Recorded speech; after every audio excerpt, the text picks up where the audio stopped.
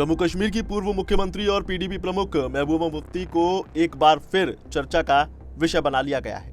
दरअसल इस बार मुफ्ती चर्चा में है। वजह है ईरान से मिला एक खास निमंत्रण।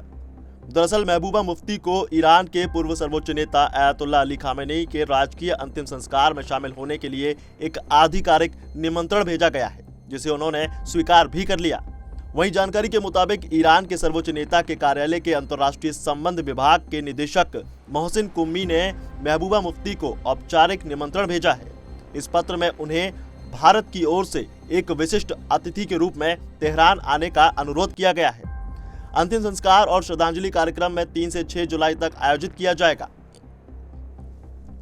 आपको बता दें कि निमंत्रण मिलने के बाद महबूबा मुफ्ती ने कहा कि ये उनके लिए बहुत बड़ा सम्मान है और जीवन में एक बार उनसे मिलने वाला एक बड़ा अवसर है। उन्होंने कहा कि वो ईरान जाकर अयातुल्लाह अली खामेनी को अंतिम श्रद्धांजलि अर्पित करेंगी। इसी के साथ निमंत्रण पत्र में भारत और ईरान के बीच लंबे वक्त से चले आ रहे ऐतिहासिक और रणनीतिक संबंधों का भी उल्लेख किया गया है। पत्र में कहा गया है कि महबूबा मुफ्ती की मौजूदगी दोनों देशों के बीच पारंपरिक मित्रता और आपसी सम्मान का प्रतीक होगी। इसी के साथ कुछ रिपोर्ट्स कहती है कि ईरान ने भारत के कई प्रमुख राजनीतिक नेताओं को भी निमंत्रण भेजा है।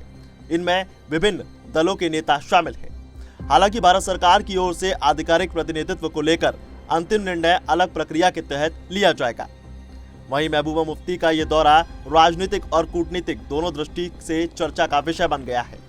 समर्थक इसे भारत और ईरान संबंधों के संदर्भ में महत्वपूर्ण बता रहे हैं, जबकि विपक्षी दल और राजनीतिक विश्लेषक इस पर अपनी अपनी राय दे रहे हैं। फिलहाल महबूबा मुफ्ती 3 से 6 जुलाई के बीच तेहरान में आयोजित अंतिम संस्कार और श्रद्धांजलि समारोह में शामिल होंगी और इस कार्यक्रम में अलग अलग देशों के प्रतिनिधियों के और गणमान्य व्यक्तियों के साथ वो शामिल होने का एक अवसर प्राप्त करेंगी। फिलहाल सबसे बड़ी खबर यही है कि पीडीपी प्रमुख महबूबा मुफ्ती ईरान के पूर्व सर्वोच्च नेता अयातुल्लाह अली खामेनी के अंतिम संस्कार के लिए रवाना हो सकती हैं और ये दौरा आने वाले दिनों में राजनीतिक और कूटनीतिक दोनों स्तरों पर चर्चा का विषय बन सकता है। फिलहाल इस खबर में बस इतना ही। ज्यादा अपडेट्स के लिए जुड़े रहिए पंजाब केसरी के साथ।